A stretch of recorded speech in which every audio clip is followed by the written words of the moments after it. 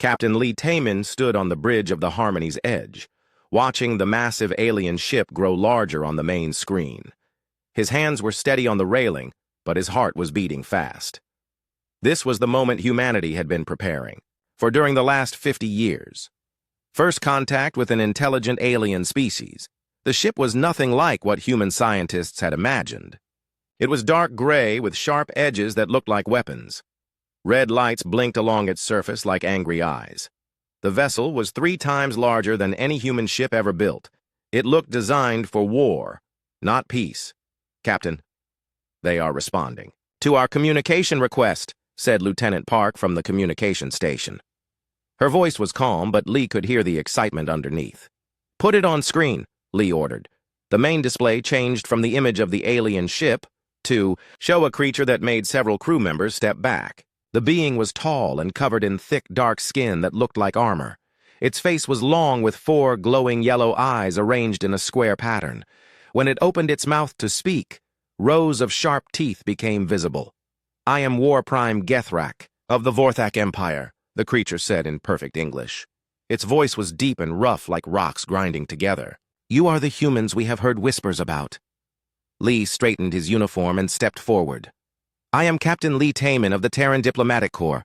We come in peace, seeking friendship and cooperation between our peoples."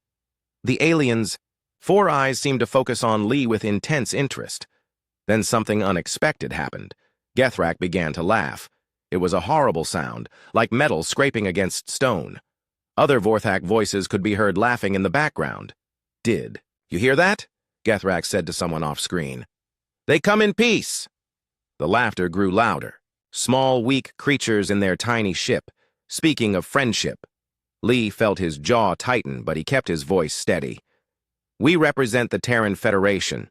We have much to offer in terms of trade, technology, and mutual defense." Mutual defense. Gethrak's laughter stopped suddenly. "Defense against what? You look like you could barely defend against a strong wind." The alien leaned closer to the camera. "Tell me, human, how many worlds does your Federation control?" "We have colonies on 47 worlds," Lee answered honestly. 47, Gethrak repeated slowly. "The Vorthak Empire controls over 300 worlds. We have conquered 12 different species. We have weapons that can crack planets open like eggs." The alien's eyes glowed brighter. "And you want to discuss mutual defense?" Behind Lee, Ambassador Park So-jin stepped forward. She was a small woman with kind eyes and graying hair. She had spent her entire career working for peace between different groups. "War Prime Gethrak, we understand that your empire is powerful. That is exactly why we hope to build a relationship based on respect and mutual benefit." Gethrak looked at her with something that might have been amusement. "Ambassador, is it? You humans are even more entertaining than we expected." He turned to speak to someone off-screen again. "Record this conversation. The others will want to see the humans begging for mercy." "We are not begging," Ambassador Park said firmly. "We are offering partnership. Human technology could benefit your people. Our medical advances, our farming techniques, our peaceful solutions to conflicts." "Peaceful solutions!" Gethrak roared with laughter again. "Listen to her. She thinks we want to plant flowers and sing songs." The alien's expression, suddenly, became cold and dangerous. "Let me explain something to you, little humans. In this galaxy, there are only 2 types of species, those who conquer and those who are conquered. Which do you think you are?" Dr. Kim Woo-bin, the ship's xenobiologist, had been quietly recording everything. He stepped closer to Lee and whispered, "Captain, their body language and vocal patterns suggest they view us as inferior prey." Lee nodded slightly, never taking his eyes off the screen. "War Prime Gethrak, we believe there is a third option. Species who work together and grow stronger through cooperation." "Cooperation," Gethrak said the word like it tasted bad. "You mean submission. You want to give us your technology, your worlds, your people, and in return we allow some of you to live as our servants." The alien's 4 eyes gleamed. "Actually, that is not a terrible offer." Ambassador Park's face remained calm, but Lee could see her hands clench into fists. That is not what we are suggesting. We propose a treaty of equals, with trade agreements that benefit both sides, shared scientific research, and mutual protection against external threats. External threats? Gethrak seemed genuinely confused. What threats could possibly concern the Vorthak Empire? We are the threat that others fear. He leaned back in his chair. But I am curious about your proposal. Show me this treaty you have. Prepared. Ambassador Park activated her tablet and began transmitting the document. Lee had read it many times. It was a masterpiece of diplomatic language, offering everything from technology sharing to cultural exchange programs. It even included provisions for joint military exercises and mutual defense agreements. For several minutes, Gethrak studied the document. His expression grew more amused as he read. Finally, he looked up at the camera. "This is the most ridiculous thing I have ever seen," he said. "You offer us equal partnership when you have nothing we want or need. You speak of mutual defense when you are clearly defenseless. You write about cultural exchange when your culture appears to be weakness and cowardice." Commander Choi Da-un, the ship's military attaché, had been standing silently near the back of the bridge. Lee could see her hand moving slowly toward her sidearm, and he gave her a warning look. "War Prime," Lee said carefully. "Perhaps we could start with smaller agreements and build trust over time." Trust? Gethrak stood up, revealing his full height. He was at least 8 feet tall. "I will tell you what will happen, humans. You will surrender all of your worlds to the Vorthak Empire. You will provide us with 1 million of your people to serve as workers in our mines and factories. You will give us all of your technology and weapons. In return, we will allow the rest of your species to continue existing under our protection." The bridge of the Harmony's edge became completely silent. Lee could hear the quiet hum of the ship's engines and the soft beeping of various instruments. Ambassador Park took a deep breath. "And if we refuse?" Gethrak's smile showed all of his sharp teeth. "Then we will take what we want anyway, and your species will learn why the galaxy fears the Vorthak Empire." He paused, seeming to enjoy the moment. "I will give you one of your Earth days to consider our generous offer. If you do not accept, we will begin with the destruction of your nearest colony world. I believe you call it New Sol." The communication ended, leaving the bridge crew staring at a dark screen. Lee looked around at his people. Ambassador Park was pale but determined. Dr. Kim was frantically taking notes. Commander Choi looked ready for a fight. "Well," Lee said quietly, "I think we can officially say that first contact did not go as planned." Admiral Yoon Ji-hai watched the recording for the 5th time, her face getting darker with each viewing. The conference room at Terran Command was filled with the highest-ranking officials in human space. Everyone had seen the humiliating footage of War Prime Gethrak laughing at Ambassador Park's peace offer. "They are broadcasting this across their entire empire," said Intelligence Director Song Kyung-min, pointing at the data on his tablet. "Our deep space monitoring stations are picking up the transmission on dozens of frequencies. They want everyone to see how they made humans look weak." Minister Kang Hyun-woo, head of Terran Foreign Affairs, rubbed his tired eyes. He had not slept since receiving the first contact report 3 days ago. "What is the response from other alien species in the region?" "That is the problem, sir," Song replied. 3 other major powers have started moving their fleets toward human space. The Kralix Dominion, the Nexari Collective, and the Theron Raiders. They all seem to think we are easy targets now. Dr. Shin Mi-kyung, the military strategist, stood up and activated the large wall display. A map of known space appeared, showing human colonies as blue dots and alien territories in different colors. Red arrows indicated fleet movements, all pointing toward human space. "The situation is worse than we thought," Dr. Shin said. "The Vorthak did not just insult us. They painted a target on every human world." She pointed to several colonies on the outer edges of human territory. "These settlements have gone dark in the last 48 hours. No communications, no distress signals, just silence." Admiral Yoon felt a cold anger building in her chest. "How many people?" "New Sol had 2 million colonists," Dr. Shin answered quietly. "Bright Harbor had 800,000. Terra Nova had 5 million. She paused. "We think they are all gone." The room became very quiet. Minister Kong stared at the map, watching the red arrows move closer to more human worlds. The Galactic Council meeting is tomorrow. What do we expect from them? Nothing good, Song said bitterly. The Council is controlled by the same species that are attacking us. They will probably declare us an unprotected species and divide our territory among themselves. General Baek Jin-ho had been sitting silently in the corner. He was a big man, with gray hair and scars on his hands from his early days as a soldier. Maybe that is what we should let them think, he said slowly. Everyone turned to look at him. Admiral Yoon raised an eyebrow. Explain. The aliens think we are weak because we offered peace, General Baek said. They think our desire to avoid war means we cannot fight. What if we let them keep thinking that? Minister Kang looked confused. You want us to surrender? No, General Baek smiled, but it was not a happy smile. I want them to think we are surrendering while we prepare for something else entirely. On the other side of the galaxy, Ambassador Park So-jin stood in the main chamber of the Galactic Council. The room was enormous, with seats arranged in circles around a central speaking platform. Representatives from 47 different species looked down at her with expressions ranging from pity to hungry interest. The council leader was a Kralex, a species that looked like giant insects with too many arms. Its voice came through a translator device that made it sound cold and mechanical. Ambassador Park So-jin of the Human Federation, you have requested an emergency session to address the current situation in your territory. Park straightened her shoulders. She knew this was probably pointless, but she had to try.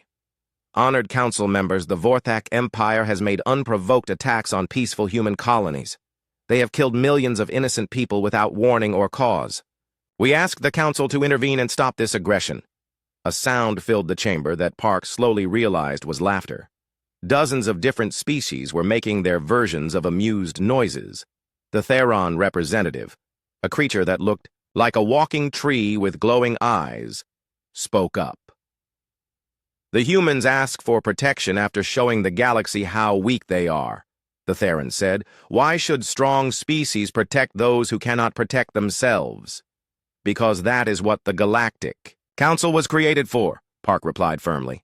To maintain peace and prevent stronger species from destroying weaker ones. The Nexari representative floated forward. The Nexari looked like jellyfish made of metal and light. The Council maintains order among equals. Humans have proven they are not equals, they are prey. We offered peace to the Vorthak, Park said, her voice getting louder. We offered trade, technology sharing, mutual cooperation. They responded with genocide. Yes, said the Kralex Council leader. We have all seen the recording. Very entertaining. The Vorthak showed great wisdom in recognizing human weakness so quickly. Park felt her heart sinking, but she continued. If the Council will not help us, we ask for time to evacuate our civilians from the border worlds. Surely even you would not want to see innocent children killed. Your children are not our concern, the Theron representative said. If humans cannot protect their own offspring, perhaps they do not deserve to have offspring. The chamber filled with laughter again. Park stood alone on the platform, surrounded by creatures that saw her species as nothing more than entertainment. She thought about the millions of people who had already died, about the children on dozens of worlds who were counting on adults to keep them safe.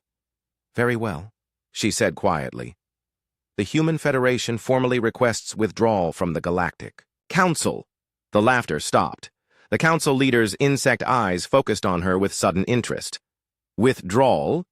You cannot simply leave the council. According to Article 15 of the Galactic Accords, any species may withdraw from council membership if they believe the council has failed to fulfill its protective duties, Park recited from memory. We hereby invoke that article. If you withdraw from council protection, you will have no legal rights in galactic law, the Kralex warned. Other species may do whatever they wish with human territory. Park looked around the chamber at all the hostile faces. Other species are already doing whatever they wish with human territory. The only difference is that now we will not pretend you care about law or justice. She turned and walked toward the exit. Behind her, the representatives began talking excitedly among themselves. She could hear them discussing how to divide human space, which species would get which worlds, How many humans to keep as slaves? As she reached the door, Park turned back one more time.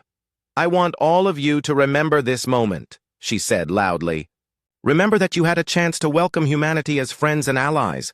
Instead, you chose to see us as victims. Her voice became harder. History will remember which choice you made. The door closed behind her, cutting off the sound of alien laughter. Park walked quickly toward her ship, already planning her next move. The aliens thought they had won, but they did not understand humans at all. They thought offering peace meant being unable to fight. They were about to learn how wrong they were. Back on Earth, in a secret meeting room deep underground, Admiral Nam Suah was briefing a select group of military officers. The room had no windows and no electronic devices that could be monitored from outside. Operation Nemesis is now active, she said simply.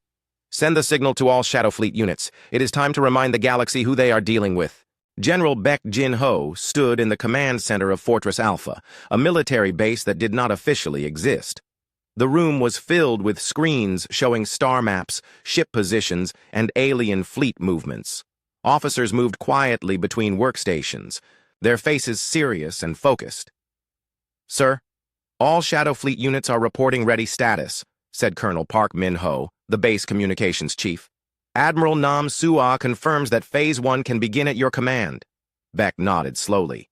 For 30 years, he had been preparing for this day. While diplomats talked about peace and politicians made speeches about friendship, the military had been building something the aliens never suspected. They thought humans were weak because humans wanted peace. They were about to learn the difference between wanting peace and being unable to fight. Dr. Shin, what is the current status of Project Damocles? Baek asked. Dr. Shin Mi-kyung looked up from her tactical display. All platforms are active and hidden. The aliens still think our deep space monitoring stations are just scientific research posts. She smiled coldly. They have no idea that each station contains enough firepower to destroy a small moon. Engineer Oh Sung-ho entered the command center carrying a data pad. His team had been working without sleep for the past week, preparing systems that had been hidden for decades. General, the terraforming equipment on all human colonies is ready for conversion. The aliens think we use it to make planets better. For farming, they will be surprised to learn it can also make planets very dangerous for invaders. And our intelligence network? Baek asked. Captain An Yuri stepped forward. She was small and quiet, the kind of person who could disappear in a crowd. That was exactly why she was perfect for her job. Sir, we have agents embedded in all 4 enemy species. Some have been in place for over 20 years.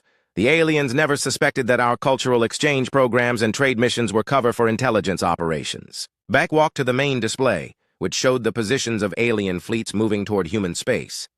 Red icons represented Vorthak ships, green for Kralex, yellow for Nexari, and orange for Theron. There were hundreds of ships, enough to conquer. A dozen species. They think they are hunting sheep, he said quietly. Show them what wolves look like. On the bridge of the Vorthak command ship, War Prime Gethrak was enjoying himself. The humans had gone silent after the Galactic Council meeting, which he took as a sign of complete surrender. His fleet was approaching the human world called Terra Nova, where 5 million humans waited helplessly for their fate. War Prime, his intelligence officer reported. Long-range scans show no human military ships in the system.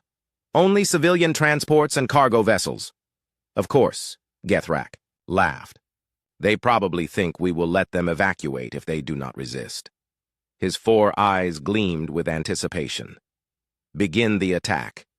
I want this world conquered within 6 hours. The Vorthak fleet moved forward in perfect formation. 300 ships, each one larger and more powerful than anything humans had ever built. Gethrak was already planning how to divide the human slaves among his officers when something unexpected happened. War Prime! The sensor operator called out in alarm. Multiple contacts appearing throughout the system. Ships are decloaking everywhere! The main screen filled with new icons. Human ships were appearing as if they had materialized from empty space. But these were not the small diplomatic vessels or cargo ships the Vorthak had seen before. These were warships, massive and heavily armed, painted in dark colors that made them almost invisible against the black of space. How many ships? Gethrak demanded. I count over 400, sir. And more are still appearing. Gethrak stared at the display in disbelief. That is impossible. Human space technology cannot hide ships from our sensors. Admiral Nam Sua stood on the bridge of the TNS Retribution, the flagship of humanity's shadow fleet. Around her, officers worked at their stations with calm efficiency. They had trained for this moment for years. Admiral, all fleet units are in position, reported Captain Lee Jongsu. The Vorthak fleet is completely surrounded. Open a channel to their command ship, Nam ordered. Gethrak's ugly face appeared on the main screen, his 4 eyes wide with shock and confusion. This is impossible, he snarled. Humans do not have military ships. Hello, War Prime Gethrak, Admiral Nam said politely. You are correct. We do not have military ships. We have warships. There is a difference. You lied. You pretended to be weak. No, Nam replied calmly. We offered you peace. You chose war. Now you get to see what humans are actually good at.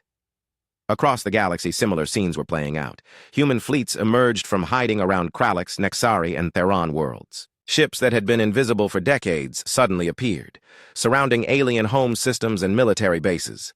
On the Kralix homeworld, the insect-like aliens watched in horror as massive human vessels took positions around their planet. The ships were unlike anything they had ever seen, covered in weapons that looked like they could crack continents. Captain An Yu-ri was already on the surface, along with thousands of other human agents.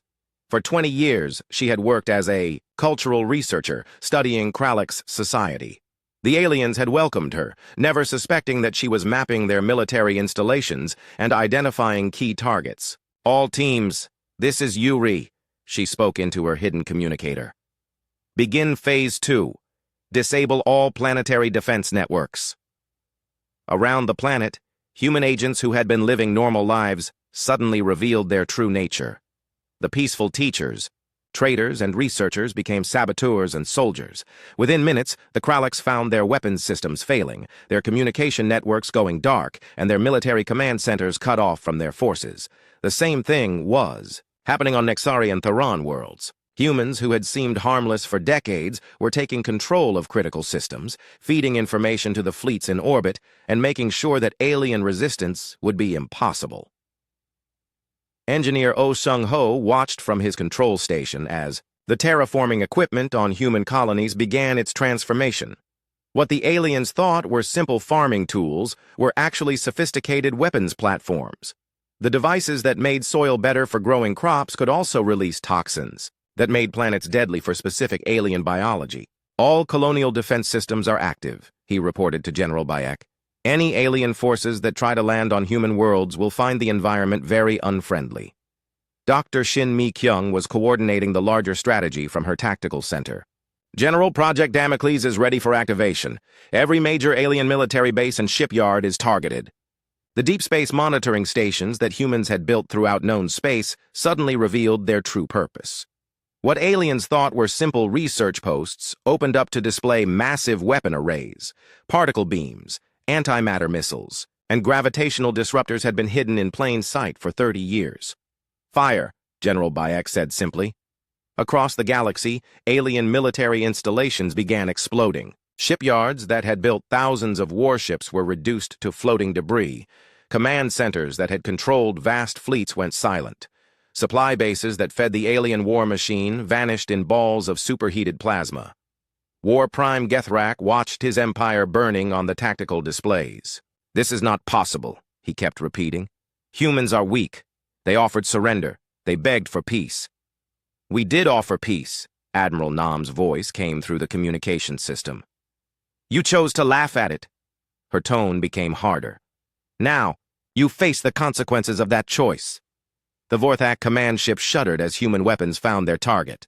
Around them, the rest of the alien fleet was being systematically destroyed by forces they had never seen coming. You tricked us, Gethrak snarled. No, Nam replied. We hoped you would be wise enough to accept friendship. Instead, you proved that the galaxy is full of bullies who mistake kindness for weakness. The human admiral leaned forward on her command chair. Today, you learn what happens when you push too hard. The last thing Gethrak saw was the bright flash of antimatter torpedoes striking his ship. Captain Lee Taemin stood on the bridge of his new command ship, the TNS Justice. It was nothing like the peaceful diplomatic vessel he had commanded during first contact. This ship was built for war, with armor thick enough to stop asteroid impacts and weapons that could destroy entire cities. 3 weeks had passed since Operation Nemesis began. The alien empires that had laughed at human peace offers were now fighting desperately to survive. Their mighty fleets were burning wreckage, floating in space. Their proud military leaders were dead or captured. Their homeworlds were surrounded by human warships. "Captain, we are receiving a surrender transmission from the Kralix Dominion," reported Communications Officer Kim So-young. "It is their 3rd attempt today." "Ignore it," Lee said coldly. "They had their chance to surrender when Ambassador Park offered them peace. Now they get to experience what they chose instead." On the main screen, the Kralix homeworld turned slowly in space. The planet that had once controlled dozens of star systems was now defenseless. Human ships hung in orbit like metal vultures, their weapons trained on every major city. Dr. Kim Woo-bin, who had witnessed the original First Contact disaster, was now serving as Lee's intelligence advisor. "Captain, our agents on the surface report that the Kralix government has collapsed. Their military commanders are fighting each other for the right to surrender to us." "How many of their ships are still operational?" Lee asked. "Less than 50, scattered across 6 systems," Dr. Kim replied. "Most are requesting safe passage to neutral space. They promise never to return to this region of the galaxy." Lee walked to the tactical display, studying the positions of the remaining Kralix forces. Each red dot represented ships that had been part of the fleet sent to destroy human colonies, ships that had carried weapons meant to kill human children. Captain An Yuri reports that her teams have secured all Kralix weapon manufacturing facilities, added intelligence officer Park Tae-hyun. "We now control their entire military production capability." "Excellent," Lee said. "What about the other species?" The tactical display zoomed out to show the entire region of space. The Nexari Collective's territory was marked in yellow, most of their systems now showing green icons indicating human control. The Theron Raiders, who had once terrorized dozens of peaceful species, were reduced to a handful of ships hiding in the outer rim. "The Nexari are requesting a formal ceasefire," Dr. Kim reported. "They offer to return all human prisoners and pay compensation for the colonies they destroyed." And the Theron? Still fighting, but barely. Admiral Yoon's fleet destroyed their main base yesterday. "Intelligence estimates they have less than a month of supplies remaining." Lee nodded grimly. The tree-like Theron had been the most vicious of the 4 species, taking pleasure in causing suffering. They had broadcast images of human civilians being tortured, thinking it would break human morale. Instead, it had made human forces even more determined. On the other side of the galaxy, the Vorthak Empire was learning what it meant to face human anger.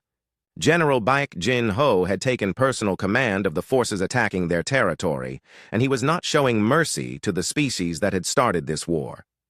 The Vorthak had once controlled over 300 worlds. Now they controlled 12, and that number was dropping every day. Human forces moved through their space like a storm, destroying military targets with surgical precision while carefully avoiding civilian areas. Commander Choi Da-eun, who had served on the original diplomatic mission, now commanded a battle group pursuing the remains of the Vorthak fleet. She had not forgotten watching War Prime Gethrak laugh at human peace offerings.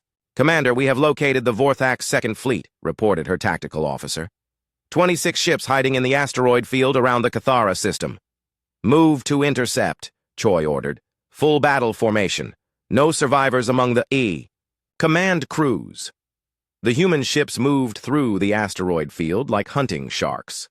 The Vorthak had chosen their hiding place well, using the space rocks to mask their energy signatures. But human sensors had been designed to find hidden threats, and the alien ships might as well have been broadcasting their positions. "Commander, the lead Vorthak ship is requesting to speak with you," the communications officer reported. "Put them through," Choi said. The face that appeared on screen was familiar. Sub-Commander Kravak had been present during the original first contact meeting, one of the officers laughing in the background when Gethrak mocked human diplomacy. "Human commander," Kravak said. his 4 eyes showing fear. "We wish to discuss terms of surrender." "I remember you," Choi said coldly. "You found it very funny when Ambassador Park offered your empire friendship and peace." Kravak's skin color, darkened with what humans had learned was a Vorthak expression of shame. We made a mistake. We did not understand human capabilities." "No, you made a choice," Choi replied. "You chose to see our desire for peace as weakness. You chose to murder millions of innocent people. You chose to laugh at our diplomats." Her voice became harder. "Now you get to live with the consequences of those choices. Please," Kravak begged. "We surrender completely. We will do whatever you demand." "I am not interested in your surrender," Choi said. "You had months to surrender. You could have stopped attacking our colonies at any time. Instead, you kept killing our people right up until the moment you realized you were losing. The communication ended." Choi turned to her weapons officer. "Fire at will." The asteroid field lit up with explosions as human weapons found their targets. The Vorthak ships that had once seemed so powerful and threatening were torn apart like paper. Within minutes, the Second Fleet was nothing but glowing debris. Back on Earth, President Lim Hai-wan was meeting with the Terran Council to discuss the war's progress. The room was filled with representatives from every human world, their faces showing a mixture of grief for those who had died and satisfaction at seeing justice delivered. "Madam President," said Defense Minister Ryo Jae-sung, "our forces report that organized alien resistance is collapsing across all fronts. The 4 aggressive species have lost over 90% of their military capabilities." "What about their civilian populations?" President Lim asked. Throughout the war, she had insisted that human forces avoid targeting non-military areas, despite what the aliens had done to human colonies. "Unharmed," Minister Ryu confirmed. "Our troops have strict orders to protect civilian areas and provide humanitarian aid where needed. We are fighting their governments and militaries, not their people." "Good," President Lim said firmly. "We are not like them. We do not make war on the innocent." Interior Minister Chang Hye-jin raised her hand. "Madam President, we are receiving messages from dozens of other alien species requesting meetings. They want to know what our intentions are toward the rest of the galaxy." President Lim looked around the room at the faces of humanity's leaders. These were people who had spent their entire careers working for peace, who had built a society based on cooperation and mutual respect. The war had been forced on them, but they had not let it change who they were. "Schedule the meetings," she said.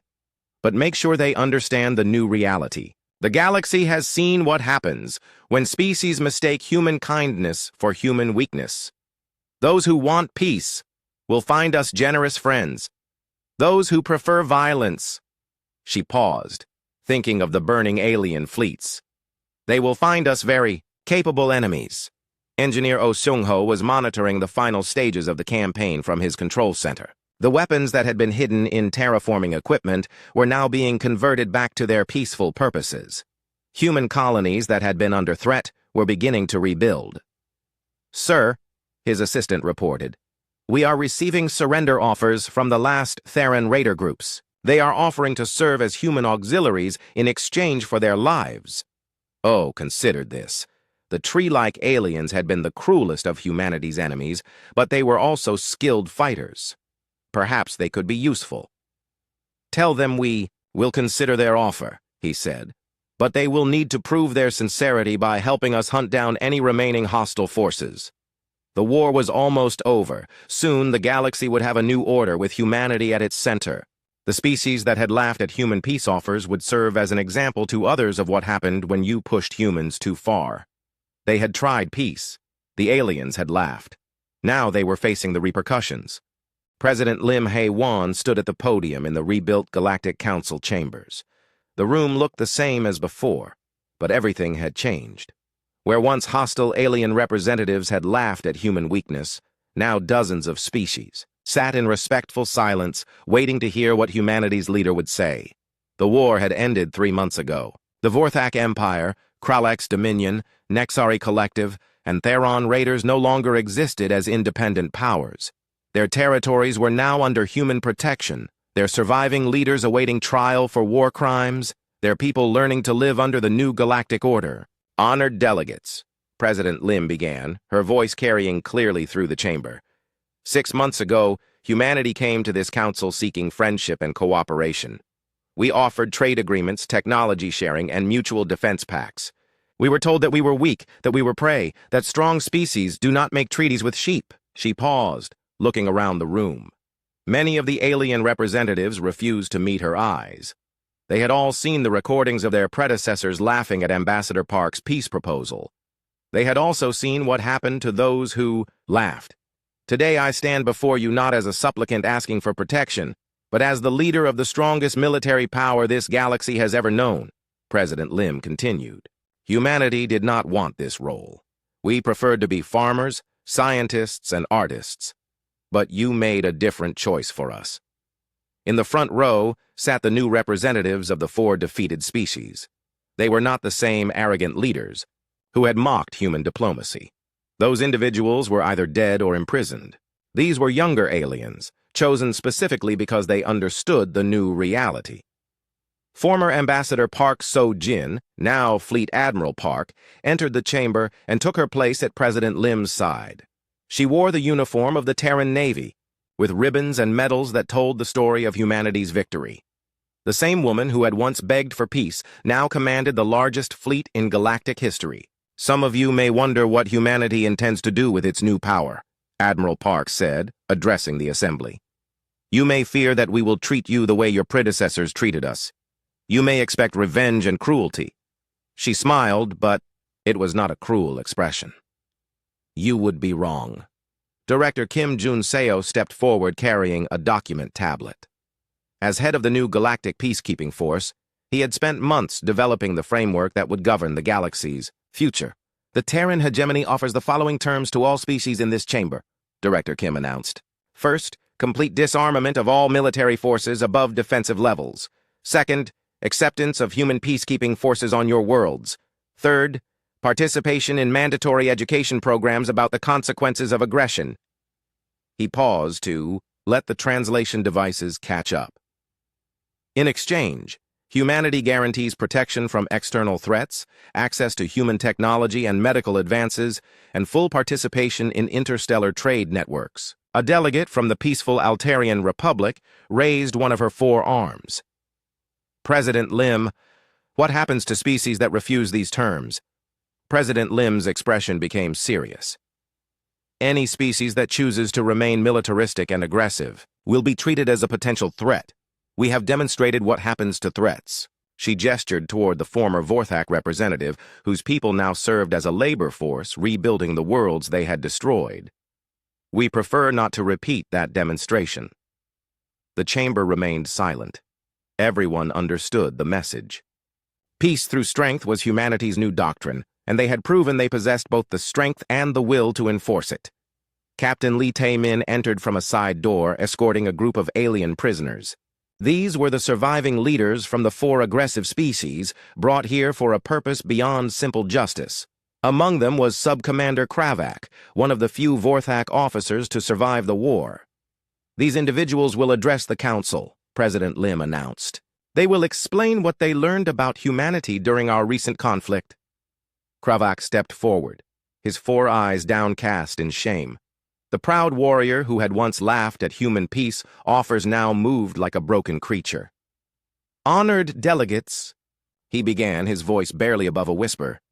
I was present when War Prime Gethrak first met the humans. We thought their offer of peace meant they could not fight. He looked up at the assembled species, his expression haunted. We were wrong. Humans do not offer peace because they are weak. They offer peace because they are strong enough to choose their battles. When we forced them to fight, we learned why they preferred not to. A former Kralix general stepped forward next. My people controlled 47 star systems. We had conquered 6 different species. We thought this made us powerful. His insect-like features twitched with what humans had learned was regret. In 3 weeks, humanity destroyed military forces that took us centuries to build. Our mighty empire became a human protectorate in less than a month. The testimony continued for an hour. Each defeated leader told the same story. They had mistaken human reluctance to fight for inability to fight. They had learned too late that humanity's desire for peace came from strength, not weakness. When the testimonies ended, President Lim took the podium again. These individuals represent the old way of thinking.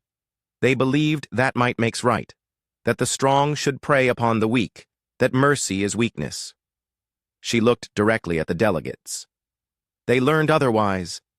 At the back of the chamber, Engineer Oh Seung-ho was monitoring communication networks throughout the galaxy. His equipment showed that the session was being broadcast to hundreds of worlds, translated into dozens of languages.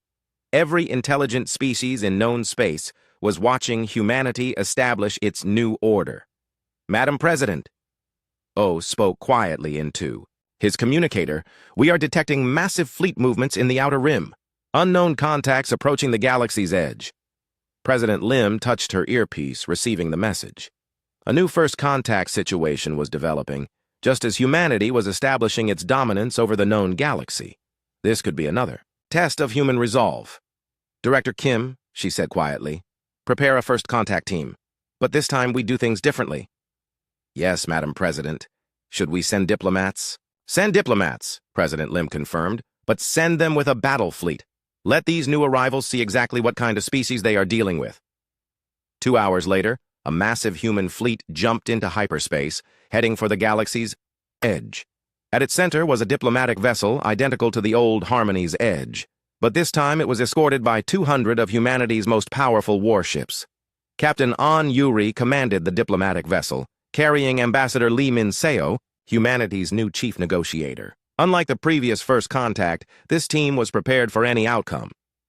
Captain, Ambassador Lee said as they approached the unknown fleet, what are our orders if they respond to our peace offer with hostility? We give them one chance to reconsider, Yuri replied. If they choose violence, we show them the same lesson we taught the Vorthak Empire. The alien fleet was massive, larger than anything humans had encountered before. But the crew of the diplomatic vessel felt no fear. They had learned what happened when species mistook human kindness for weakness. Unknown vessels, Ambassador. Lee broadcast on all frequencies. I am Ambassador Lee Min-seo of the Terran Hegemony. We come seeking peaceful contact and mutual cooperation between our peoples. The response came quickly, in a language that human computers had never heard before.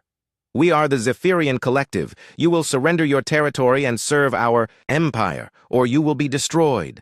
Ambassador Lee looked at Captain Yuri with a slight smile. I believe we have heard this before.